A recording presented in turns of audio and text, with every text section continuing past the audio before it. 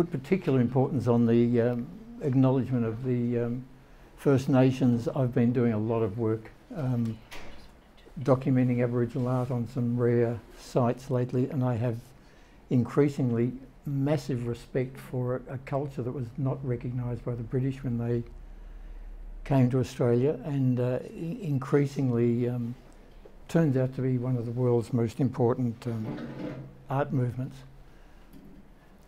I possibly should start this lecture by going to my last slide where I say good night and don't believe a thing I've said.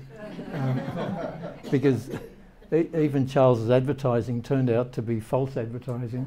I was going to speak on the architecture of photography, but I thought in this dreadful Trumpian age, it's much more important to look at the idea of truth in digital photography. And it's interesting because, I mean, you can read all of this stuff, but when photography was invented, one of the great joys was that you could finally feel that you were looking at an accurate representation of the world. A moment in time had been accurately provided. And I want to just look at the more subtle issues of that expectation and how it's been massively overturned by digital work. And so this is now, this was shown to me the other day in another lecture, and I actually believed it. I assumed that, yeah, it was logical. We've all been up at that swimming pool in Singapore. But in fact, like the whole of Trump's world, it's a complete fake, and it's what's called a deep fake. It's an image which is so photorealistic that you actually do believe it, or are led to believe it. And so I start this little presentation by alerting you to the fact that everything you're about to see you shouldn't believe. And what's important is that with both Brunelleschi's discovery of single point perspective and the invention of photography, those first images were actually accurate. And they were accurate because they simulated the eye. Now, I'm going to get a little bit nerdy and technical. If you shut one eye, your other eye subtends an angle of 45 degrees, and that is considered to be natural perspective. Now, it just so happens that if you put a lens on your camera whose focal length is the equivalent of the diagonal of the film format, you have a lens that produces a picture that covers 45 degrees. And that was all the first lenses that were invented for photography. And those images that were made with the first cameras that were invented were accurate and correct and natural perspective. Now, I finished there by saying no other picture in the world is telling the truth because it's not an accurate perception of what the human eye sees. So I go now to just some little examples of it. This is ARM's Commonwealth Games Village. This is the village centre. I've had various explanations given to me, but it's an anthropomorphic form that ARM love. And this is a pretty regular photograph of how it appears.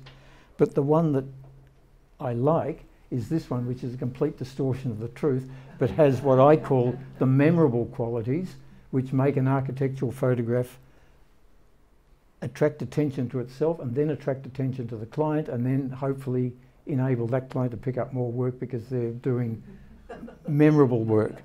But this is a fake image. It's not what that building looks like. The building looks like that. It's a subtle difference, but I've based my career on doing this sort of picture. So the other issue, and I'm going to cover a whole lot of issues about untruths tonight, so that memory, subconscious and the subliminal all affect the picture you're taking. So the next few images I'm going to show you are fairly straightforward images, but they're imbued with,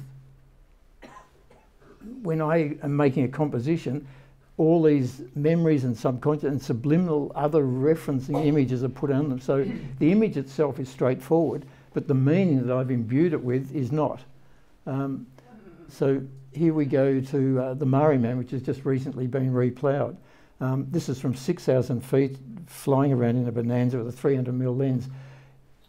We went round and round to get this perfect description of it, but in fact it's about 6 kilometres wide. So it's a fluky picture that you couldn't normally get. So again, it's an untruthful image of Mariman, but a very rare image because not many people get to fly over it.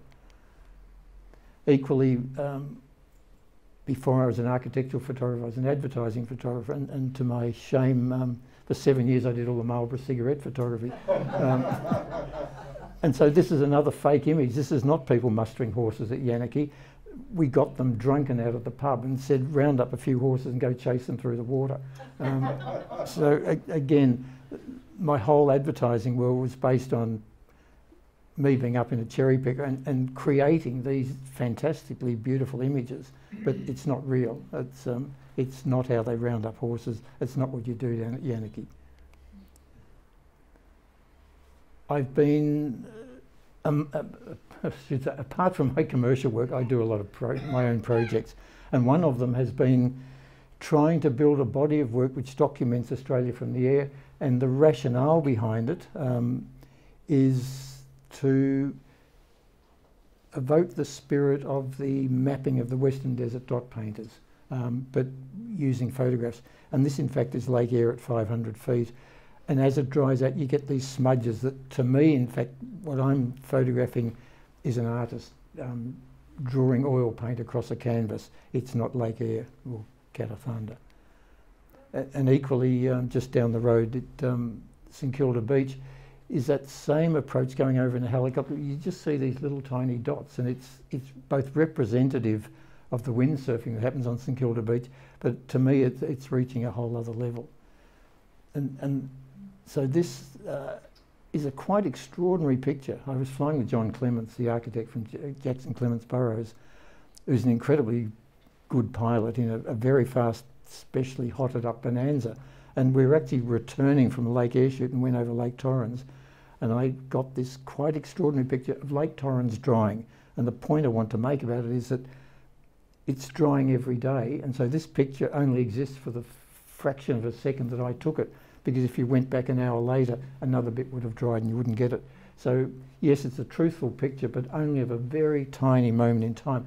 But if you look at this, if I can get the pointer, this extraordinary little shape here, and I suddenly was looking at it and I started to think this is Brett Whiteley. But then I discovered that Prue Stent has actually just published on Instagram the identical backside, and there's Whiteley's. And I can't believe the zeitgeist that I actually found this shot. Whether I had it in my head, I don't know. That's what I'm talking about. It's that subliminal application of stuff that causes you to select a picture. And so then continuing these compositional efforts from drying lakes, which to me are both evocative of the mapping of Australia from the air, but also to do with environmental concerns, because this is the encroaching salt water drying out. And here's another one of Lake Torrens. And I'm at pains with these photographs. I don't want to make the typical pretty graphic shots that are so easy to do from the air. I'm looking for something that's much more evocative. And it's just starting to get there. And there's another one. The great danger that you end up with a pretty picture, and I don't want pretty. But then reading in your head, you start to see these little phallic shapes, and this is another one from Lake Eyre. But then sheep wandering through a paddock made an even greater phallic shape, and I just find these connections running through my life. Now this is about point of view. Geelong Gallery asked me for an exhibition on the You Yangs to do a couple of pictures of the You Yangs. That seemed like a simple idea, but I decided that I actually wanted to get a helicopter and look down on the You Yangs, and I discovered air traffic control wouldn't let me go up to 14,000 feet in a helicopter because it's on a flight path. So I had to be content with 4,000 feet. So this is the You Yangs from 4,000 feet in the afternoon, and I just wasn't quite satisfied with it. So then this is the shot I finally put in. It's the same topic, it's the same subject. It is the You Yangs, but it's across the bay in Geelong. It makes a stronger comment because, of course, the Shell oil refinery is blocking that, what one could have called the sublime view. And then it struck me that it was overwhelmed by this cosmic cloud, and so it was that was It's the same topic, same two photographs, but a massively different interpretation. Neither of them are real. This is the palms in Dubai, and this is how it appears, but in fact I'm homaging and channeling Gursky, because it's the same little branch which I just cut and pasted to simulate the impression of the palms. They actually do behave like that, but I just wanted to get this look down look and just play with your heads, quite frankly, to see how many people can pick it up. So the next truth is that a picture is only truthful to the actual moment it was taken. And so this is ARM's new cultural precinct. So this is a regular drone shot to describe the building in its context, the classic architectural shot. This is the one that gets published, and the one that, if you had to describe the cultural precinct, it's basically a Hollywood Bowl on the Gold Coast. But then it transforms when you get down to the ground. This is the same one, but it's starting to talk to you in different ways, and the cantilevered is expressed. But then if you hang around, you wait for the sun to set, it changes again, and it's the same, but it's not the same. And then, of course, when dusk comes, suddenly the architect turns lights on, and the whole thing starts to become a totally different animal. And so then it keeps changing. It's not far distant from the staircase out there. It keeps revolving. It's quite ingenious because it has this transparent mesh based on the geometric patterns, which opens and becomes a curtain and goes onto a large stage facility. And so there it is in another incarnation of... it is very Gold Coast, I must say. However, if you go around the back, this is like the work of Raymond in Japan. It suddenly transforms into a fundamentally different building where it's off-form concrete in these beautiful cliffs. And so this building, which has these two facades, impossible to get in one picture. Both of them accurate to the building, but neither of them really telling the truth, because you don't understand fully what the building is doing. And there's another one where it's folded concrete, and this is on the eastern face. So the architectural photographer has this great dilemma of where do you stop and where do you start, and what's a real photograph. So now we're going to look at some digital manipulation.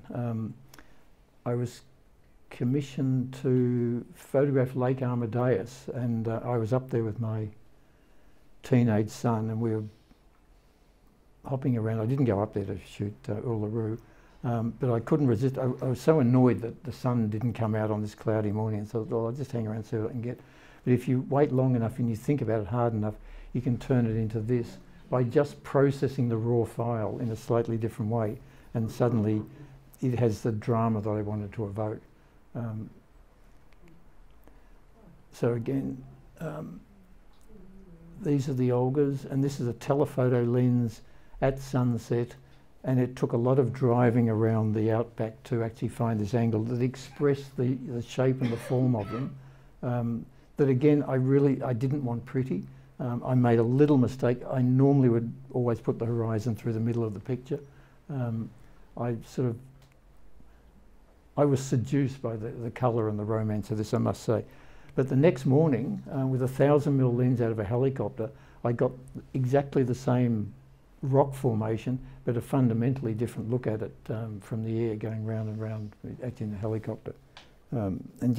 We just kept going round and watching as the sun came up and documented it.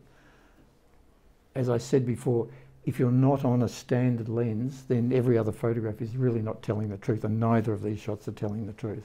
It's not something you would see normally to the eye. And again, Purnululu, I like it because I've put my own definition on that extraordinarily beautiful slice of canyon right down the middle of the picture, and I've turned a picturesque shot of the Bungle Bungles into a shot defined by its composition, and that composition is one that I love, where I generally have a central line going down the middle of the picture. Often it's a tree bisecting the architecture of the building behind it. The reason for this precise composition is that if the viewer sees the precision with which I've made a photograph, then they're going to trust that I want them to consider the contents, because it's patently not a snapshot that's been randomly selected. It's a controlled photograph, and so I want you to respect the 4 borders that I've put on it and the fact that I've deliberately done it. So that's the reason for the strict composition. So this is the shot I got from Lake Amadeus, and I put this in because this was the picture I took, but in the helicopter I put my son in the front seat and I chucked him a Nikon and said, make a strong composition. And he actually came up with the shot of the day, which was this one, which is a much more potent shot. He put the little rivulet right through the middle of the form. He had the 2 bits of lake coming in from the side. And this, to me, really does start to evoke that Western Desert dot painting, and it's you know, all credit to him. Now, this is... it gets very contorted, I'm sorry. But I just want to... In 1987, because I was a bit of a technical nerd, I suppose, and I was keeping track on CGI advances, there was a post-production house called ShowAds in Melbourne, and ShowAds had put in this massive Unix computer for producing advertising artwork. But I, in talking to them, realised that they actually had the ability to take pictures and put them together digitally. And so this is the first digital composite ever done in Australia. And it was commissioned by John Denton from Denton Corker Marshall when John Denoon had asked them to do 101 Collins Street. But what's interesting here is that it began as 2 analogue photographs. They had a real model in my studio, which is a little shot on the left. It was about 1 metre high, the model of 101. Then I went out and found what I thought was the most evocative background shot of the city at the time. And you can see it's dominated by Collins Place and the Hyatt Hotel. And so then I sent those 2 pictures into ShowAds, and they digitised them, which is basically the equivalent of scanning them, and put them together to produce that result down the bottom. But there was no digital facility in Australia, so they outputted it back onto print. And this is a copy of the print, which I then photographed and then turned into a transparency to give to DCM as the finished job. And I got a bill for $4,000 for that, what is now probably 10 minutes work in our own computers on an ordinary PC. So this is, I'm putting this in because it's the history of my involvement with digital photography and the telling of untruths. You know, this is remarkably accurate to the finished result. But it didn't exist at the time. It was used for Marketing 101. So that went on. I then, by the 1990s, I started a digital rendering company because I realised all my clients, and in fact Charles was my first client in this business with your little job down on the Yarra River, which we did a 3D rendering of and dropped it into a background. But by the time 2005 got around, my rendering company, Flood Slicer Gollings, were doing some quite remarkably accurate computer graphics rendering, but our specialty was to drop it into the actual building. So this is Valencia, done by Wood Marsh. And it broke a lot of new ground because previously developers were desperate for blue sky and sunshine, especially in Queensland when we were doing work for Sunland and Sahil Abedian. Every shot had to be sunny and no cloud. I struck a Melbourne winter where I just could not get a sunny day, so I finally, in desperation, went out and decided I'd do the reverse. I'd make a positive out of a negative, and we shot this stormy sky setting and got this quite remarkable render, which has gone on to influence a lot of other rendering. But again, the point is, this is a complete fabrication. So now we get to the nitty-gritty of my day-to-day work. This is, I've just been up last week in Waterloo in Sydney. And this city block was a result of a competition. It was won by Tony Chen Chow and also Bly Voller, who did the bigger building in the background. they can't photograph it yet because the council are building a park in the front of it, and it's 6 months away. So I've been commissioned to photograph this building, but I couldn't wait. I want to get it onto Instagram. I also wanted to put my fingers on the job to make sure that I kept it. So this is the retouching, and it's. Look, there's some simple tricks. I mean, I hate the lampposts, so the lampposts go. The super bright building, if I can find that little red dot thing, yeah, there. In the next thing, you'll see I've just darkened it down, so your eye goes to my client's building, and then if you just select the bottom, which was a building site, and you just put a bit of motion blur on it, it just looks as if you're driving past in a car. And so you get going. The government sent me over to do the Villas Bretonneux launch of the John Monash Centre this Anzac Day. And this was I bothered to take a drone to Amiens and got up there. But of course, the government had decided to put all the seating for the Anzac Day thing and a little tent in there for people to prepare stuff, and they hadn't quite finished all the landscape. But this is the underground building done by Cox in front of the Lutchens Tower. So that was my drone shot, but what we gave the client was this, where the gardens are finished, the trees, and these trees are symbolic of mortar bombs exploding, built around the thing. So the whole landscape was imbued with all this theory that was explained to me. So I wanted to make sure these little mortar bombs were exploding properly. And we cloned out all the Anzac Day memorials. So inside, which is primarily an interpretation centre for the First World War, this was Cox's render that they gave me. And said, see what you can do. Now, if there's any architects in the room, you know that you can put a 10mm lens in a computer and it'll render it out. But this, in fact, is a massively wide-angle lens that doesn't actually appear in reality. However, this is the shot I came up with to match the architect's render. But because it was the day before Anzac Day and they had 4,000 visitors going through the building, I had to make this shot from this shot of the roof. And then a series, these people were all standing in my way and getting in there. So there's jackets and there's coats and there's TV cameras and there's John Monash's son being interviewed on television. And here's another one. And so you patiently wait till someone takes the coat away and then someone else stands in a little spot. And you can imagine my frustration. This took over an hour to take, just with a camera on a tripod, constantly clicking different combinations of people. So that's John Monash's son, not son, his grandson right there. I was trying to get him in a shot. There's another one. There's another one. There's another one. Now all of these become components in the final composite made out of about 20 different shots. And then of course they've left the little headphones which you have to wear to go through the shot, so they had to be all cloned out of the shot. And then a nice reporter sat there, so I thought I could use that reporter as part of it. And a couple more people were showing, on these little tables here, you can look up your ancestors and see where they served in the First World War. So it's this interactive screen.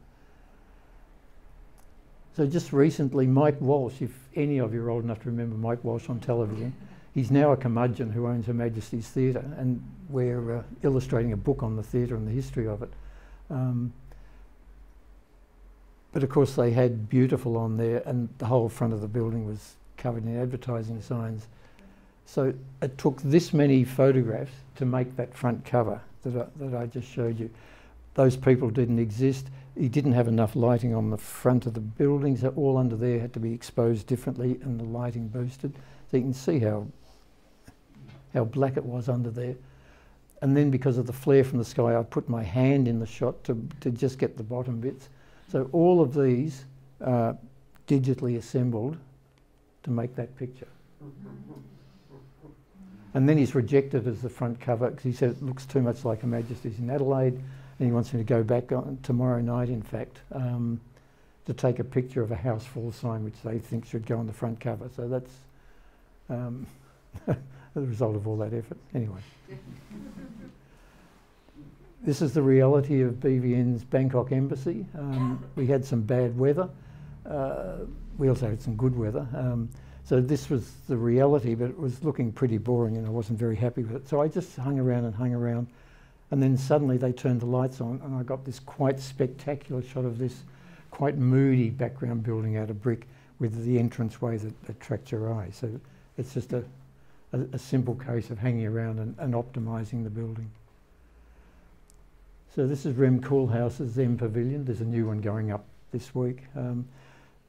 This is done for Naomi Milgram every year.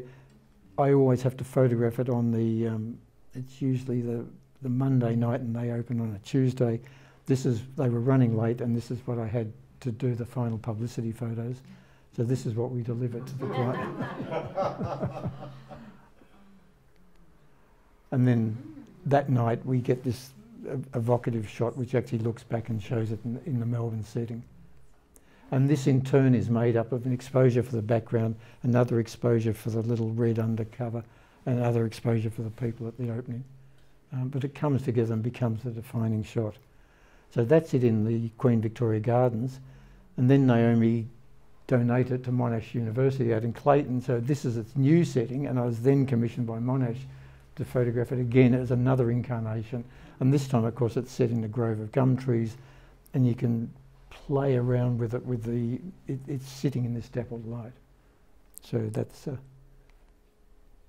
there it is in its new incarnation. So at the Triennial last year, David Newstein's fairly subtle evocation of shoji screens in the garden of the NGV.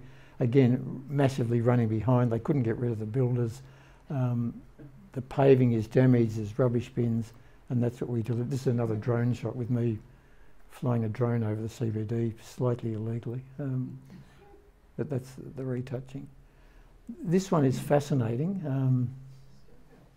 Stoke House, yes, Stoke House. And every time you go there, someone's building something on the car park next to the Palais. This one's fascinating because the client wanted to see through the building because the council had insisted that the new building doesn't block the sea. So Frank Van Handel said you've got to get up and photograph it from Beaconsfield Parade. So you get up there at dawn and you produce this. Now what it requires is that first of all you do the old blur technique across the front and get rid of the construction site. And then if you patiently wait for an hour, whoops, every one of those delivery trucks will finally move. And so you just very slowly cut and paste. And then of course, and Ronnie DiStagio keeps ringing up Van Handel saying it's a disgrace you've got your rubbish bins out on public display. So all the rubbish bins had to be taken out and rebuilt. And the bank of planting had to be rebuilt. And then because it's another, I get into trouble for this, I'll show you. The architect didn't necessarily intend that the air conditioning should be stuck on the roof. That's an artefact that comes from a building program. So I don't believe it's my role as an architectural photographer to have to put up with that. So it all goes. So you now have this quite sublime, idyllic look at what the architect had in his head, not what the reality was. So again, remember, we're talking the whole night about untruths. This is Angelo Candelapus's Punch Bowl Mosque. Its finish is dragging out, but it's a really quite profound building. So this is a pretty straight shot on a particularly rare lens. I've got this 10mm Voigtlander that takes 140 degrees fully corrected. So it puts a dynamism onto a building that's not there.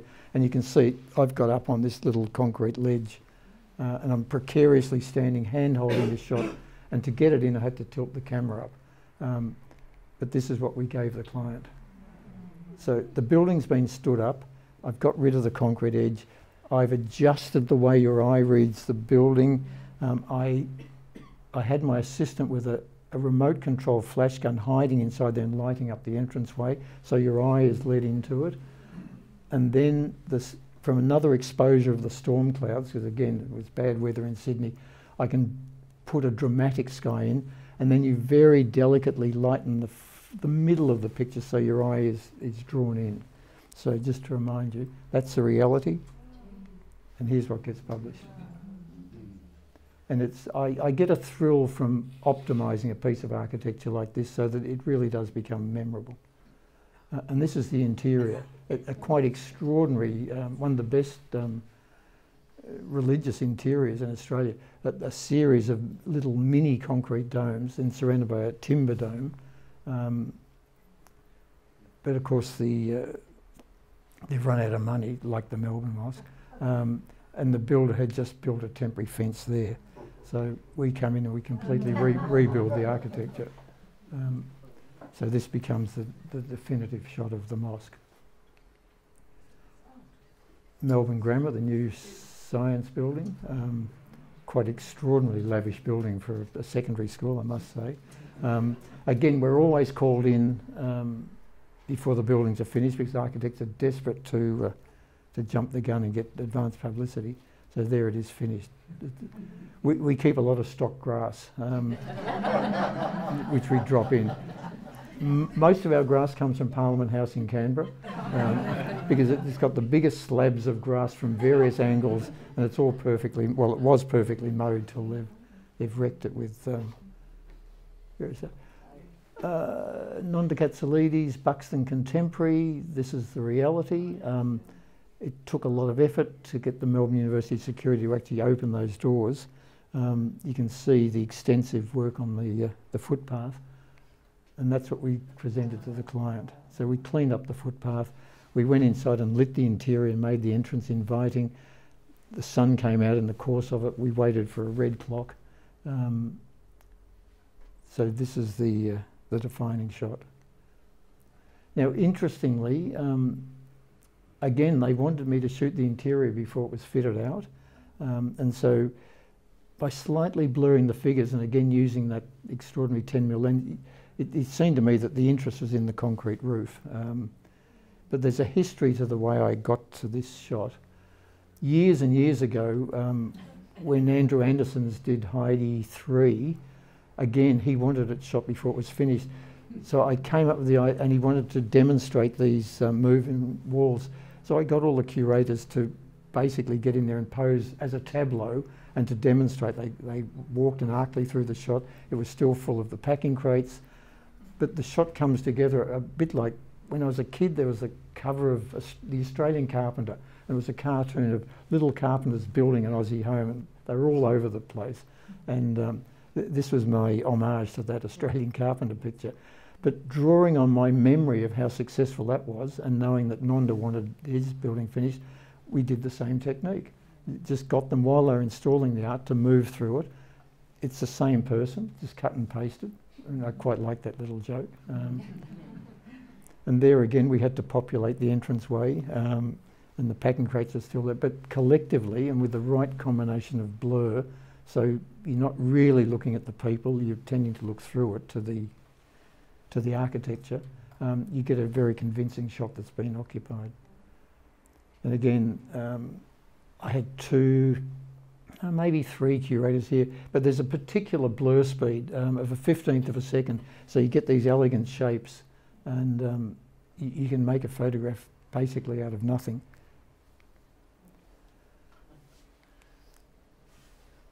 So the other truth I want to talk about, and I'm probably stretching a long bow, but I've always photographed Australia from the air after bushfires, because once you've burnt off the ground cover, you expose the hidden truth, but of course it only exists for a week or so and then it's grown over. So this was from the Royal National Park in Sydney when it burnt out in the 80s. This was from outside Anglesey when it got burnt in the big fires of 84. Another one from Royal National Park, and I'm intrigued by the subtle shaping and revelation of these X-ray views of the landscape. Another one from Anglesey, these little turn-offs that you never see in reality. And then, of course, the Black Saturday bushfires, where I went over about 3 days after they were out.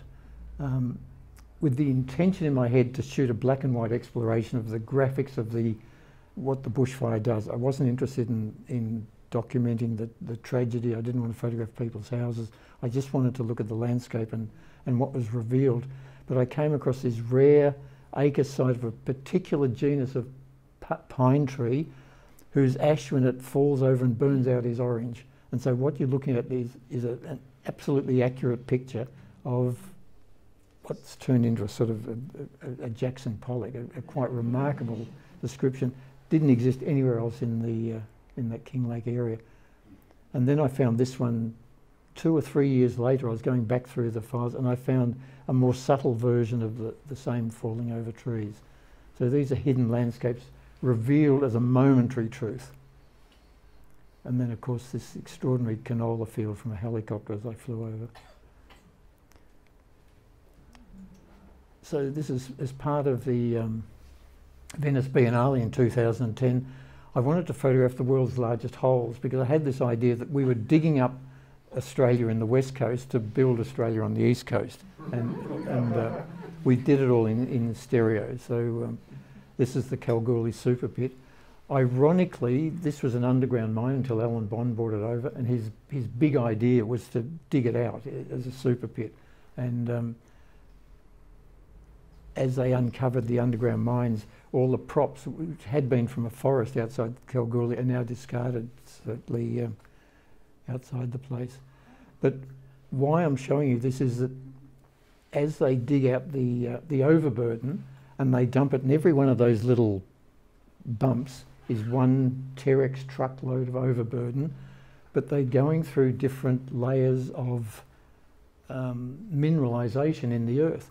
And as it oxidizes, the minerals change into different colours. And I was flying over and I was suddenly struck by the similarity to dot paintings. And it's and so then I started to explore the idea of white man discarding something which in fact, in a different context, and this is why I say this is truth by interpretation, becomes a mapping of dot painting that alludes to the richness of the Australian earth. So to me it's imbued with quite profound meaning, but it's very different to the reality. And here's another one. Now, these little bits, remember, every one of those is a stick of wood that has been discarded by Alan Bond when they uncovered the underground mines. And so they're all little sticks of wood discarded in amongst the mineralisation. So it's a quite powerful image to me and is part of a bigger series of photographs which I'm working on for next year. And there's more of it.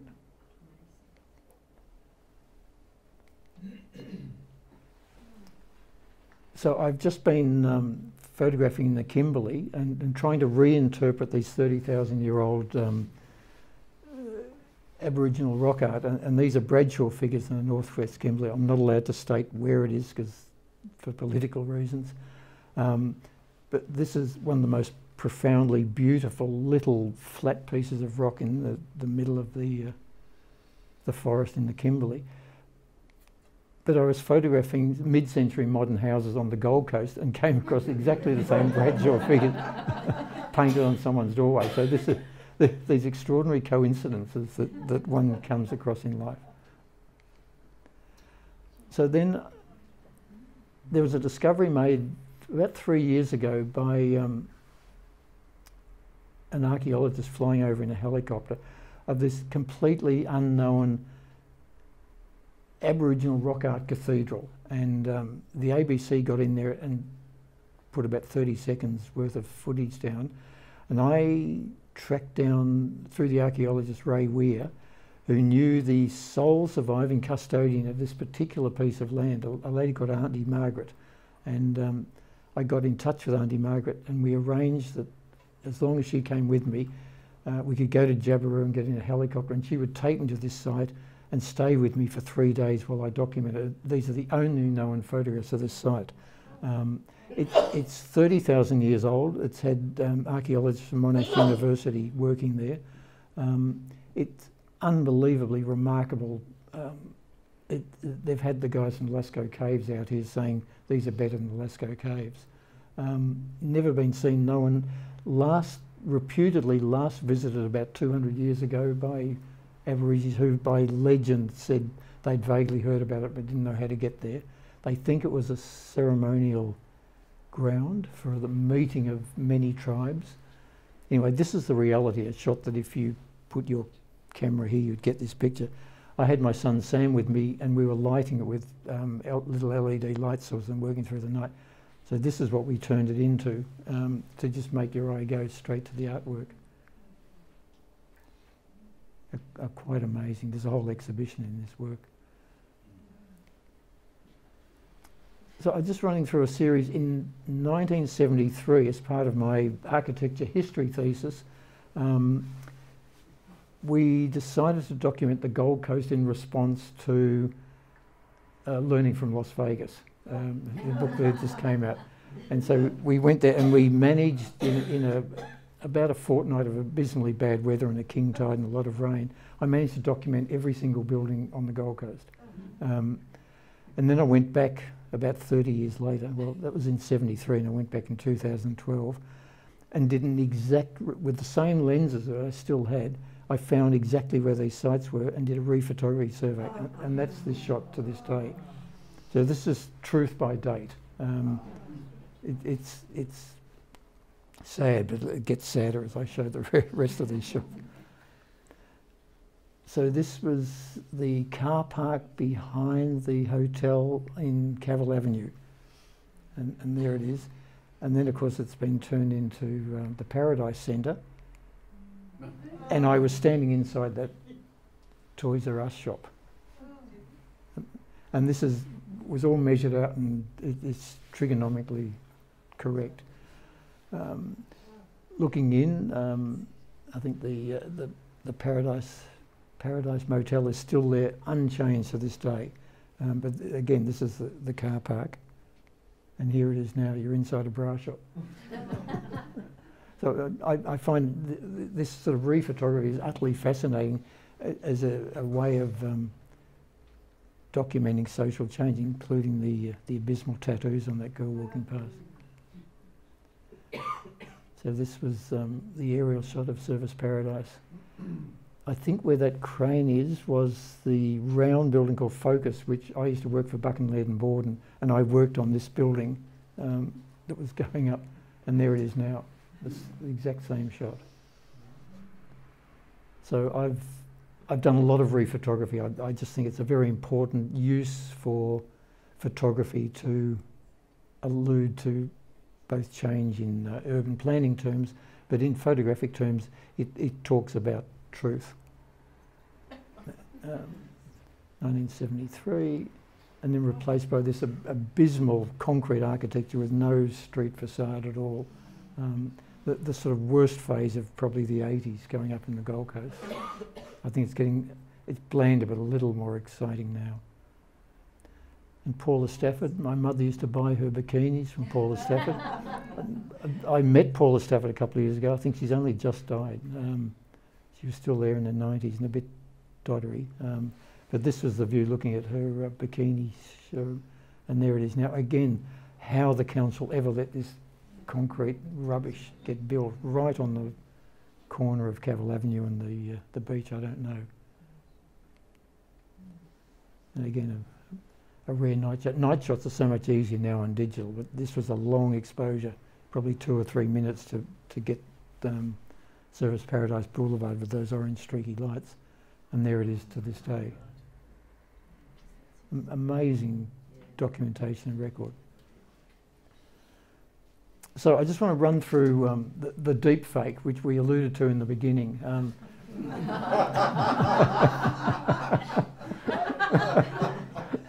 This was fantastic. I was commissioned to photograph the Queen walking through Federation Square, and I couldn't believe that she was so hard up.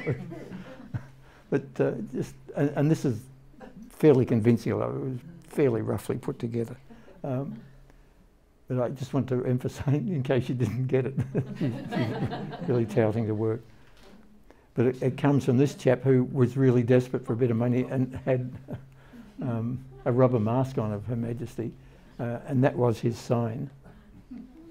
But there's the reality. So, So in fact, I found another shot where he had the mask on to put into that one, but that's it when he'd pulled his mask off to have a chat to a reporter, another photographer wanting to do exactly the same thing I was doing.